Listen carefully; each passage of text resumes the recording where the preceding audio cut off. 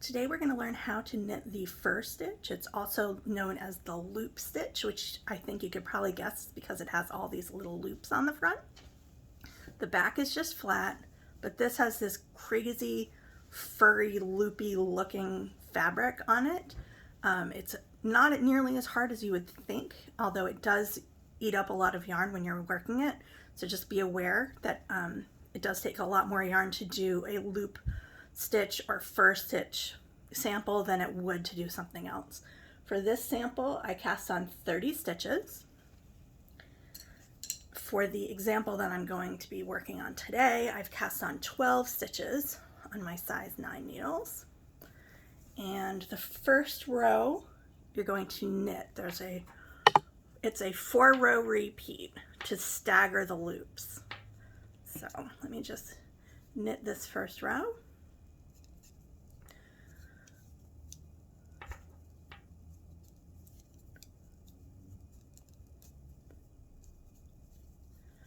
So you're just knitting all of these stitches. This is rows 1 and 3 are actually all knit for this stitch.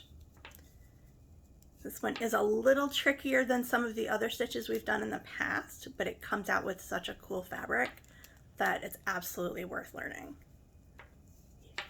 Okay, so we knit the first one, then we're going to knit the first stitch, and then we're going to do the first stitch in the second one.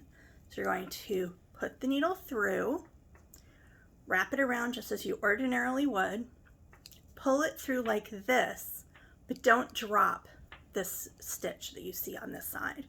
What you're going to do instead is bring the yarn back through the needles toward the front of the work, wrap it around your thumb and back. That's how you get your loop. Knit the stitch again, and then you're going to tack that down by lifting the stitch you just made over that stitch, and that's how you get a loop. So I'll show you again. I'm going to knit one stitch, knit, and pull the loop through, move the yarn to the front of the work, wrap it around your thumb, and put it in the back of your work again. You want to try and make this as even as possible, so try to always get the thumb at the same spot for each stitch. Then you're going to knit the stitch on the left hand needle again, and then you're going to pick up the stitch you pulled through. You're going to pop that right over, and that will tack down that loop. I'll go over this a few more times. So this is the first stitch. You're going to pull through, wrap around your thumb, oops, knit that first stitch again, and then tack it down by pulling this one over. Knit one, wrap around, go around your thumb and back, knit that left hand stitch again,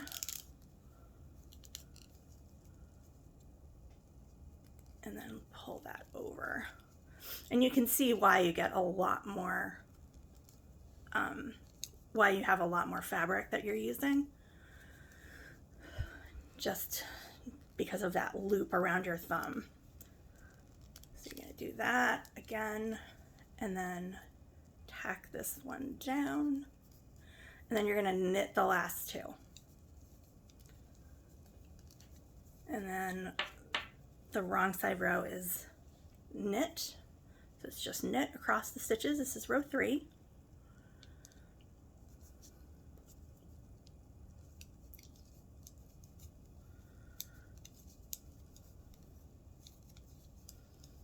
So just want to knit all of these stitches.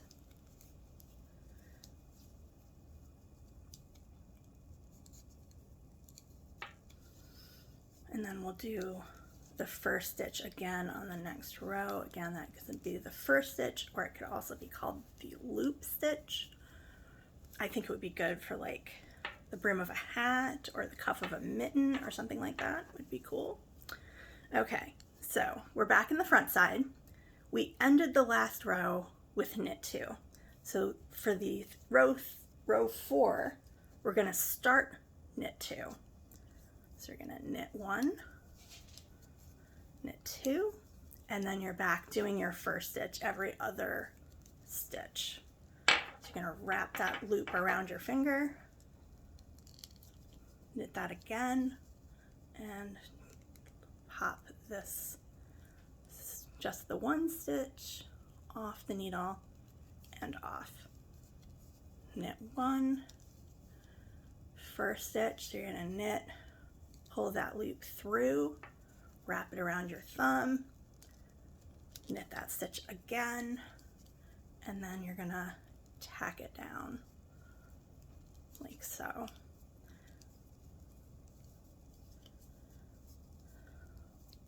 Pull the loop through, wrap around your thumb, oops, knit that stitch again. It is a little tricky, but once you get the hang of it, it's really no different than knitting any other stitch. And it looks really neat. You're gonna knit 1, do one more first stitch here, knit that,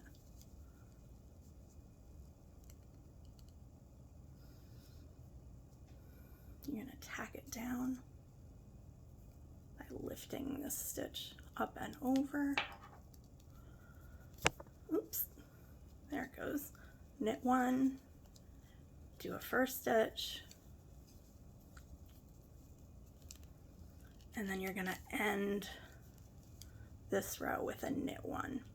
So whichever you end with, that is how you start your next row of first stitch. So this one I ended on a knit 1. The next row next right side row, I will start with a knit 1. If I end on knit 2, then I start the next first stitch row on a knit 2. So that just helps keep track of where you are in the pattern. And that's how you do it. First stitch.